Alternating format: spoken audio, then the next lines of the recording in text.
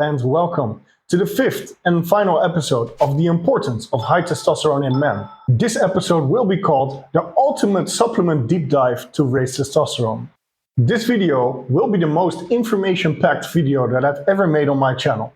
I will put a timestamp down below of where the information will start. But first, I want to go over something else with you. The strategy of this channel so far has been to keep the videos as simple to digest as possible in order to reach as many people as possible. I feel that if I would start throwing around terms such as selective estrogen receptor modulators, that most people would have to either start Googling or lose interest in the video altogether. Furthermore, the goal of my channel is to stick to the point as much as possible, because I personally really don't like it if I have to watch a 22-minute video in order to get 5 minutes of actual information. So I've always made an effort in order to stick to the point as much as possible, which I'll also put into my branding very soon. The idea behind this channel has always been to make complex subjects simple to digest, being straight to the point, and not wasting your time.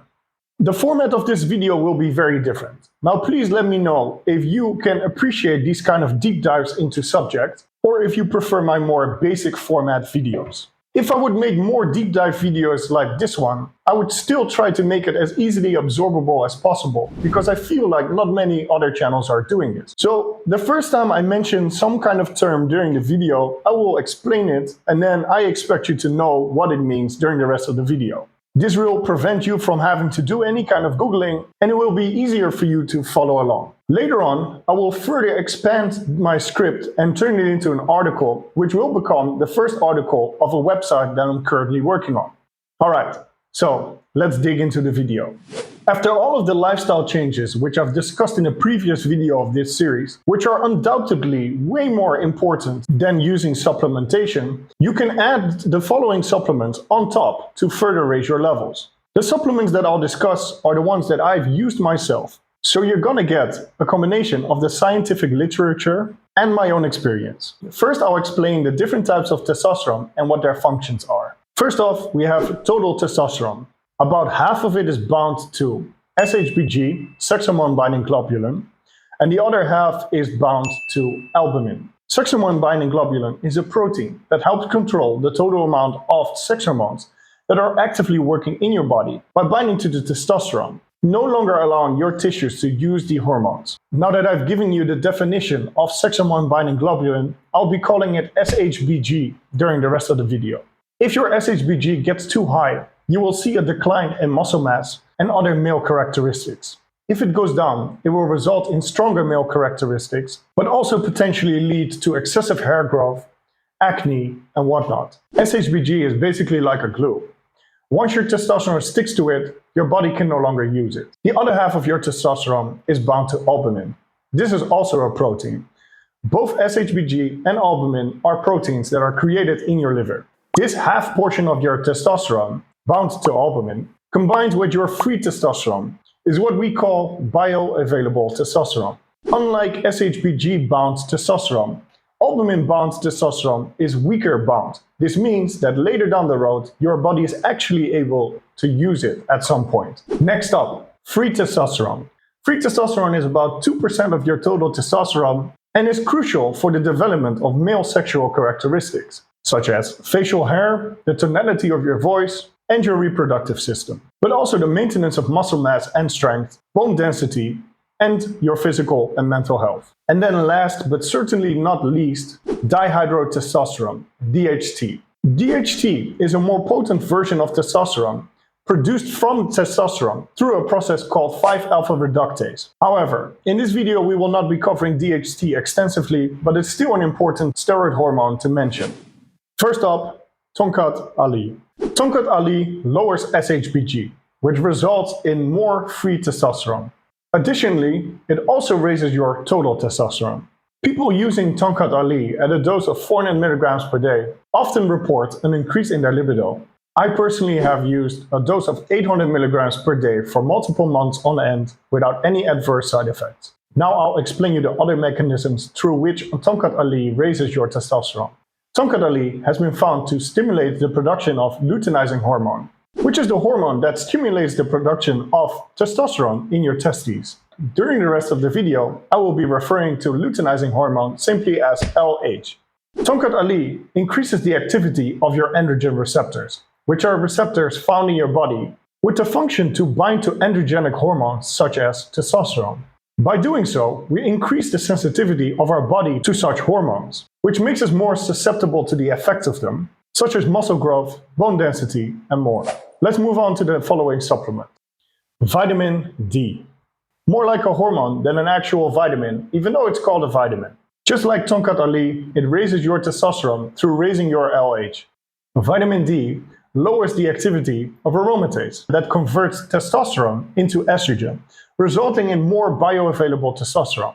Furthermore, it lowers your insulin sensitivity, which could indirectly impact your testosterone. I personally take 5,000 IUs per day, which puts me at 52 nanograms per milliliter on my blood test results. This is good. Next up, Ashwagandha. Ashwagandha lowers cortisol. Cortisol is the stress hormone. In the previous video, I've discussed that stress creates a very bad environment for your testosterone to flourish. So by lowering cortisol, your testosterone will go up as a byproduct of that. Ashwagandha increases your thyroid-stimulating hormone, TSH for short, which increases your LH output, which leads to higher testosterone. Ashwagandha has been found to increase muscle recovery, strength, and muscle mass. As you can see on the bottle, they call 4,500 milligrams a daily dose. Now, arguably, this is a very high dose, but I've never had any adverse side effects from using it. Guys, make sure to like and subscribe and press the bell icon to not miss any of my videos. I've put a lot of effort into doing this video and I would really appreciate the support. Next up, a supplement that is not covered that often, Shilajit. Sadly, I do not have any access to this product right now because I moved to Thailand recently and I haven't been able to find it here. The mechanisms which Shilajit uses in order to boost your testosterone are the following. Shilajit increases GABA and dopamine levels, which simply put means that it improves your mood and it suppresses prolactin. Furthermore, it boosts total testosterone and free testosterone. In a 2019 study performed on healthy men, they found that it helps you increase muscle mass and strength. Furthermore, it also increases your fertility. Like I just mentioned, I don't have access to this supplement right now, but in the past I've used it and I found it to be quite effective. On top of that, I never experienced any side effects whatsoever. Another supplement that I don't see covered very often, boron. Boron lowers SHBG, which frees up more testosterone, resulting in more free testosterone. As we age, SHBG goes up while total testosterone comes down. This results in less free testosterone overall, which leads to a decrease in muscle mass, bone density, and whatnot. Because as you should realize at this point during the video, we need testosterone in order to keep muscle mass on our body, to increase bone density and whatnot. I have used boron in the past and I've actually had side effects because of it. My pee turned orange and my cholesterol went up. It took me many months to figure out why my pee was orange. So I would actually go to doctors and whatnot, and they all told me that I was dehydrated. I would tell all of them that I'm basically drinking at least 6 liters of water a day, so I'm more hydrated than they are. But they would all say the same, just drink more water. After a few months, one of the boron capsules fell on the floor, and it split open. And then I could see that it had a very bright orange color. That's when I figured out that boron was the thing causing it. Now, mind you, at this point, I already changed my entire diet to try and lower my cholesterol. I added more cardio to my routine, and I was going to all these doctors. Discontinuing boron for just a few weeks got rid of the side effect and lowered my cholesterol. So I'm not entirely sure if this supplement is something that you can safely take or that you have to cycle it for shorter periods of time. However, I will still explain you the other mechanisms that boron uses in order to raise your testosterone. So like I said, it lowers SHBG.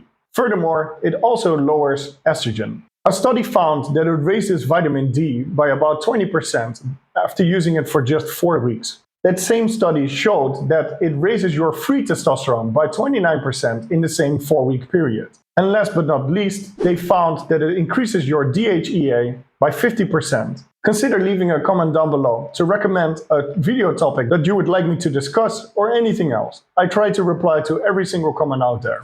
Next up, creatine. Creatine doesn't directly boost testosterone. However, it does help with muscle growth and strength, which could indirectly lead to higher levels of testosterone. Creatine is the most studied fitness supplement out there and is considered safe to use. My recommended dosage is 5 milligrams per day, and this is generally what people are using. In the past, people thought that they needed a loading phase of creatine at the beginning of their cycle. However, this has been disproven over time. Simply taking 5 milligrams per day will be more than enough. There's also a lot of marketing for other versions of creatine. However, I recommend you just stick with creatine monohydrate, which is the basic version of creatine. There are other versions of creatine out there that come at a higher price. However, I don't think that they're worth your money. Next up, magnesium. Magnesium lowers your SHBG, which frees up more bioavailable and free testosterone. Magnesium also helps boosting your luteinizing hormone, LH, and helps with the sensitization of your androgen receptors. And as I discussed in a previous video, magnesium also helps you recover quicker, which allows you to go back to the gym faster. On the back of that, build more muscle, which will then increase your testosterone. I personally have been using 400 milligrams of citrate for probably over a decade by now, and I find it to be very effective. I cover a few other methods of using magnesium in another one of my videos, which is definitely worth taking a look at.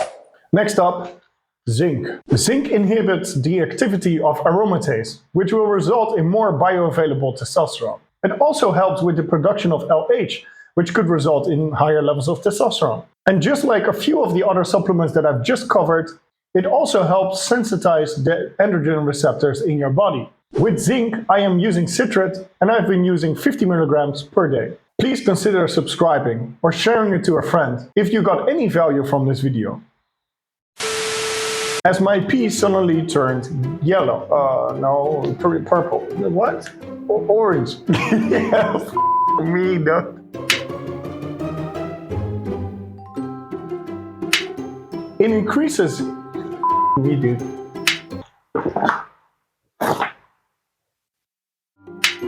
Yes, I feel like I'm killing it.